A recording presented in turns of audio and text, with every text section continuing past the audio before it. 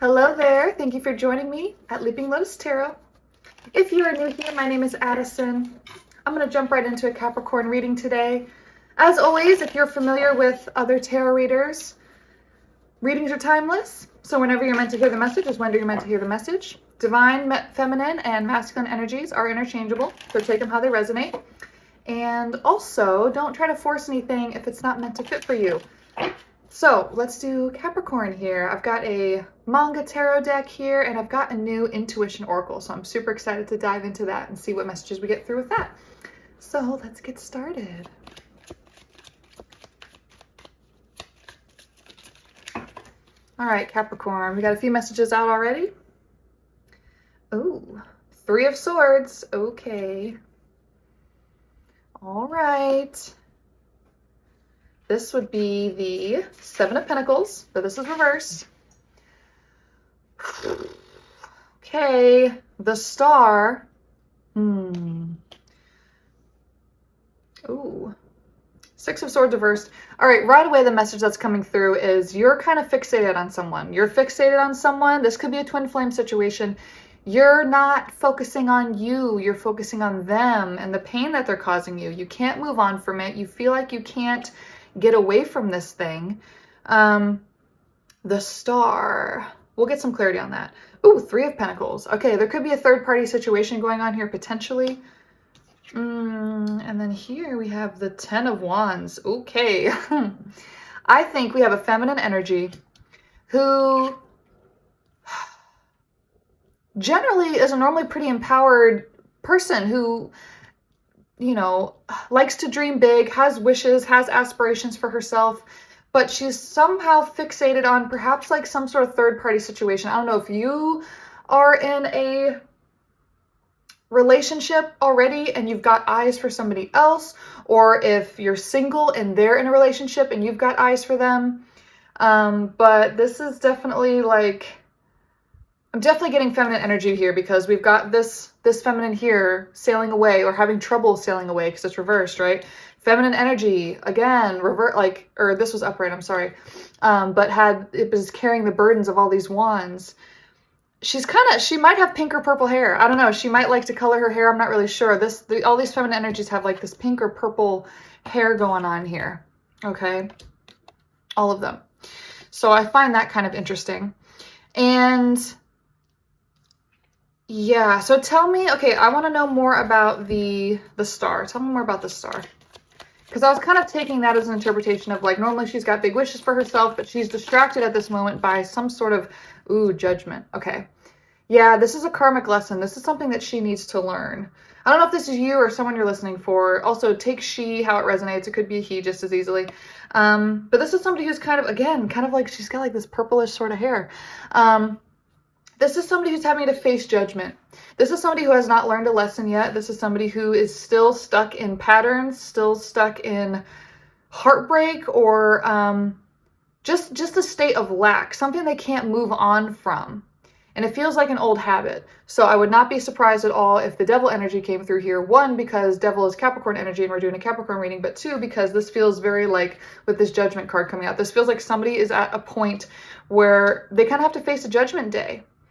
I've got a lavender incense here, and just with our purple theme kind of going on, I want to kind of clear this space a little bit too, because this energy does feel very heavy, and I would like to kind of cleanse the space a little bit here and try to get some more positivity into this reading and see maybe what we can get as far as like an outcome or a plan or something that's, because I want to know a little bit more about the 3 of Pentacles too, because if you look at this, this is a bit of like a collaboration energy here. So this could also be like somebody trying to plan something. All right. Well, let's see, right? Let's see. Okay, I've got my little cleansing lavender scent here. So let's see. You know what I'm going to do? I'm going to go ahead. First, let's pull for that 3 of Pentacles. Tell me more about the 3 of Pentacles. Let me get some clarity on that with these 3 people. What's going on with that? The Hermit reversed. Oh, and the 9 of Cups. Somebody's going to come forward with the truth. It could be this feminine energy. Somebody's looking to have their happiness. Somebody wants to have You know, the Nine of Cups is not a Ten of Cups, but it's like they just want to get better from where they have been. And with the Hermit reverse, they're kind of wanting to come out of this secret or come out of this shell, come out of this place of heaviness and try to speak freely or be honest with themselves. I'm going to go ahead and pull from this Intuition Oracle, and I would like some sort of positive message here, some sort of encouragement around being true to the self, being reaffirming like good communication. Ooh, the Contortionist. The affirmation is, I resist those who would have me bend to their will. So again, like I was saying with the Star, this could be a very independent female who has a lot of dreams, has a lot of hopes and goals and wishes. But this is somebody who, with the Contortionist, I get that you could either be potentially easily manipulated and you don't realize it, or maybe you do realize, because with this Three of Swords too, and this Six of Swords being reversed, not being able to move on, you may very well know that this person has an effect on you. This person can contort you, and you're having to battle this feeling. It says, I resist those who would have me bend to their will. So you may not have any control over this Three of Swords situation. You may not have any control over this inability to move on type of thing here. The Friend. I am my own best friend and magnetize other loving friendships. So this third party situation could be a friend. This could be you just needing to find self-love, finding a friend in yourself, realizing that you don't lack anything and you don't need somebody else to complete you in order to be okay. You know, with this moving away card, you can move toward yourself. That is completely okay to do, and that would be extremely self-affirming in this situation where you're having a Three of Swords energy. So I just shuffled the deck and this popped out. Yeah, this is just affirming what I just said. So, you know, strategize with the right people, be friends with the right people, and then most importantly, try to be, you know, have a good relationship with the self. Any final messages from the tarot, and then I'm going to get a final message from the Oracle that we can wrap it all up with. Any final messages from the tarot regarding this Contortionist or friend kind of energy? This is the Five of Wands. Yeah, this is conflict. This is something that you have to address. It's causing you pain. It's bringing you to a judgment day. It's just something you have to go through. It's something you have to accept. And I think a lot of it is just a call for inner work here. Anything else? I just feel like there's something else to this story. Is there anything else to this story we need to know?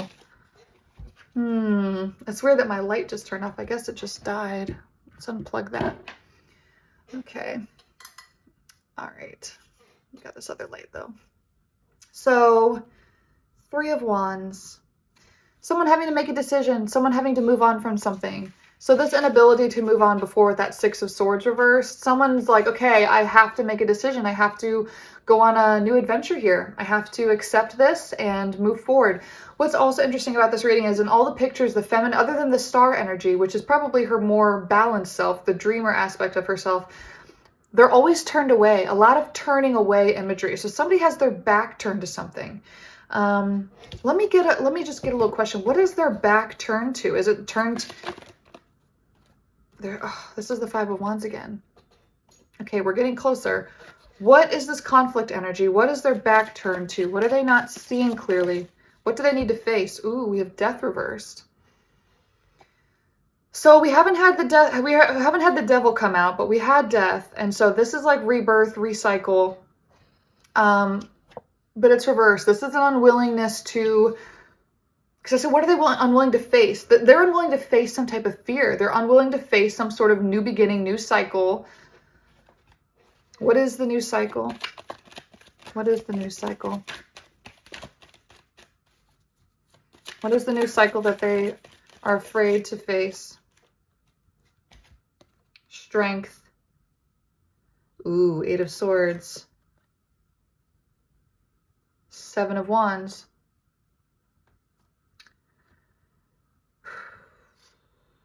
Again, the feminine with... It's scary. Whatever it is, she's scared of it. She's scared. Something's on the line here. Whatever the sacrifice is, she feels she's unable to move. We have that shown here in the Eight of Swords, her blindfolded and trapped. We have it in the Six of Swords reversed. She can't move. It's really hard. It's taking a lot of strength, and she's afraid of a new cycle, new beginning with death reversed. We've had this come out twice. 5 of Wands, conflict. 7 of Wands, the other sort of conflict wand energy. Could be something passion related because we got 3 of Wands. This is like moving on, moving towards something better for the self and having to face a lot of conflict in the meantime to get there. And this contortionist card keeps kind of looking at me. You know what? There's an imagery on the back here. Let me look at it. There's a feminine energy sort of bending. It almost looks like she's sort of dancing and looking up to the stars, though. This does kind of remind me a bit of, you know, like the star energy, but it's also... She's also on this, like, sort of home, it looks like. And there's these flowers here. There's 5 of them, which kind of reminds me of the 5 of Pentacles a little bit. That's not what this card is, but I'm just going off of, like, the imagery that I'm seeing here. There's an instability and sadness and coldness in the home life, perhaps. And she's having to kind of look towards the stars and look towards maybe perhaps other options to find the fulfillment. This friend card, too, let me look at it. There's 2 doves and there's 2 people holding hands here, but they're not like directly looking at each other. So she may be in a relationship where she feels like they're better off as friends. You know, maybe the passion that used to exist there is now just conflict because we had all that wand energy come through. So maybe they're better as friends. Maybe they're better as friends. Final message here from the Intuition Oracle. Advice. Final message. Okay. There's one, but I feel like there might be just one more. Thank you. Okay. The Dreamer. Wow. I pay attention to what my dreams are trying to tell me. Definitely try to dream journal at this time. This is a beautiful imagery. There's like this lotus flower here too. Record your dreams in a journal. Pay attention to the signs that you're receiving from the universe, whether they be in number synchronicities or patterns, or definitely try to meditate. Maybe do some yoga. Exercise is always good too if you feel like you're stuck in a sort of mindset or a energetic battle in some sort of capacity, just with those 5 and 7 of Wands that we've had come through. Yeah, so the Dreamer, this reminds me very much of like we were talking about with the Star, somebody who has a lot of wishes for themselves, who kind of can envision what they would like to have, but is somehow just too fearful to manifest it in some capacity. There's something with that Judgment Day that they're having to contend with and come to terms with before they can really accept either what they believe that they deserve or what they are worth. But it's also kind of an encouragement to keep dreaming too. Keep envisioning what you really want so that it can come into your existence. Try not to focus on what you don't want. I feel like that's been going on a little too much here about focusing on what you don't want, and you keep getting it, right? You keep getting it. The other card that fell here is the Improviser. I effortlessly adapt to deal with unexpected circumstances. So this is a call to be flexible too. But dream, but be flexible. And then this is, you know, Contortionist came through too. So you're really having to be flexible here. And let's see what this other imagery is. Ooh, wow.